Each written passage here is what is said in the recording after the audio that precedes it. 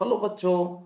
Let's see the question. The question says, in a test, an examinee either guesses or copies or knows the answer to a multiple choice question with four choices.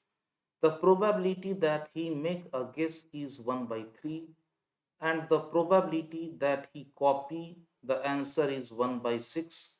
The probability that his answer is correct given that he copied it is 1 by 8. Find probability that he knew the answer to the question given that he correctly answered it. तो देखो हमने एक event E suppose करा, answer of question is correct,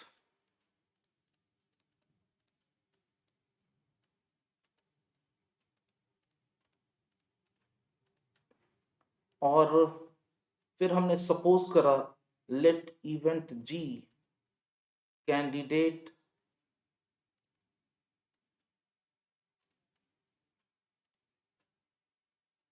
guess the answer of question.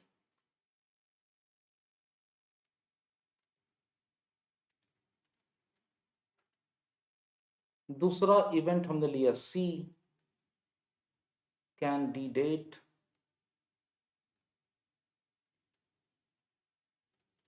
Copy answer of question. तीसरा event हमने ले लिया K candidate knows answer of question। अब देखो इस क्वेश्चन में ये दे रखा है कि कैंडिडेट आंसर को गेस करता है, इसकी प्रोबेबिलिटी है 1/3।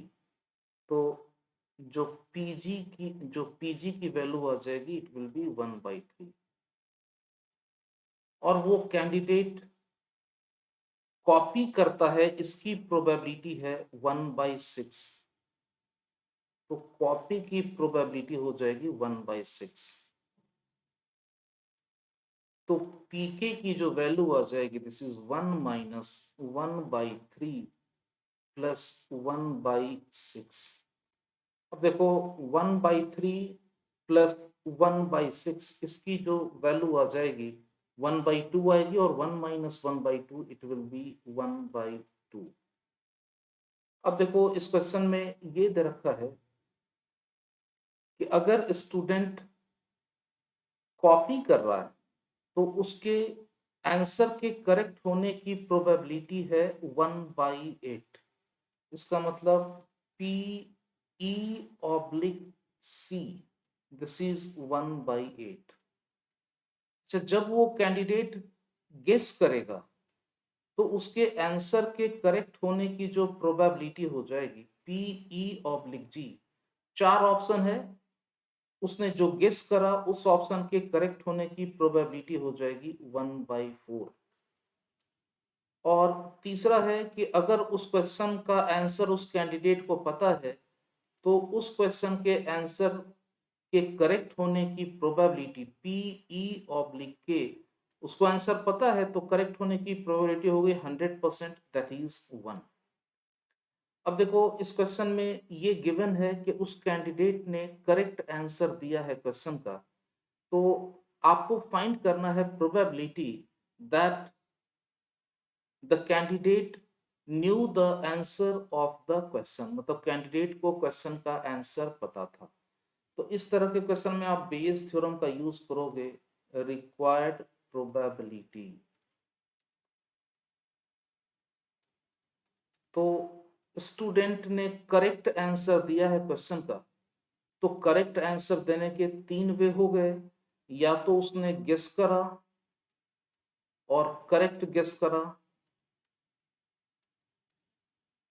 प्लस या तो उसने कॉपी करा और उसका आंसर करेक्ट हो गया। तीसरा केस कि उस क्वेश्चन का उसको आंसर पता है, और जो न्यूमरेटर में रखोगे, जिस केस की प्रोबेबिलिटी फाइंड करनी है, आपको प्रोबेबिलिटी फाइंड करनी है कि the student new answer of the question, तो न्यूमरेटर में रखोगे पी के पी ई ऑब्लिक के। अब सबकी आप वैल्यू पुट कर दो, पी के पी ई ऑब्लिक के, इसकी वैल्यू आ जाएगी 1/2 इंटू 1। डिनोमिनेटर में आ जाएगा, it will be 1/3 into 1/4 plus 1/6 into 1/8 plus 1/2 into 1। Finally जब आप इसको सॉल्व करोगे तो न्यूमरेटर में तो आ जाएगा 1/2 और डिनोमिनेटर में आ जाएगा इट विल बी 29/48।